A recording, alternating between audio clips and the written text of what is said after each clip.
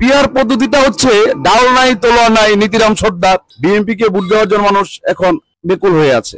এই মুহূর্তে দেশের যে পরিস্থিতি, আমি মনে করি জামাতি ইসলাম ক্ষমতায় গেলে দেশ ভালো হবে, ভালোভাবে পরিচালনা করবে, দেশে কোনো বিশৃঙ্খলা হবে না, মানুষজন খুব ভালোভাবে চলবে। দেশে কিন্তু সরকার নাই, সরকার থাকলে আমার মনে হয় ভালো হইতো। দেশ একটা নিয়ন্ত্রণে আইলো, ভালোভাবে চললো। আমরা চাই যে কোনো একটা দল সরকার হোক। আমরা 17 বছর যাবৎ মাঠে আছি, মাঠে জনগণের সাথে আমরা মিশে আছি। মানুষ আমাদেরকে চাচ্ছে, বিএনপি কে ভোট দেওয়ার জন্য মানুষ উদ্গ্রীব হয়ে আছে। মানুষ ভোট দিতে পারে নাই। 17 বছর তিনবার নির্বাচন হয়েছে, মানুষ ভোট দিতে পারে নাই। ভোটের প্রতি মানুষের খুব একটা আফসোস রয়ে গেছে। বিএনপি কে ভোট দেওয়ার জন্য মানুষ এখন বেকুল হয়ে আছে। মানুষের আস্থা অর্জন করতে পেরেছে বিএনপি। মানুষের সুখে দুঃখে সবসময় বিএনপি পাশে ছিল।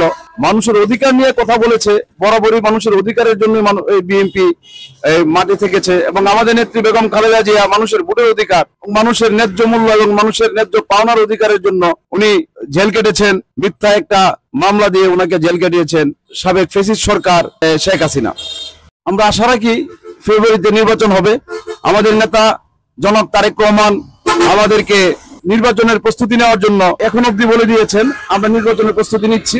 বিএনপি নির্বাচনের প্রস্তুতি নিয়ে মাঠে এখন ভোট দেওয়ার জন্য মানুষ এখন উদ্গ্রীব আছে। ভোট যদি হয় ফেব্রুয়ারিতে ভোট হবে, আমরা আস্থা রাখি এবং এই সরকারের প্রতি আস্থা রাখি। ফেব্রুয়ারিতে ভোট হবে আমাদেরকে আশ্বস্ত করেছে।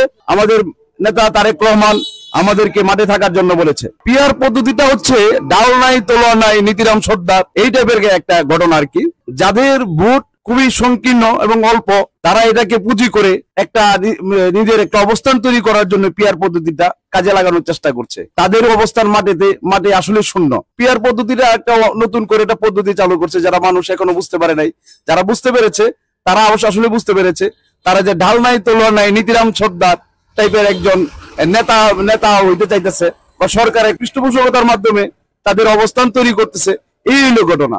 পিআর পদ্ধতিটা মানুষের খাচ্ছে না এটা।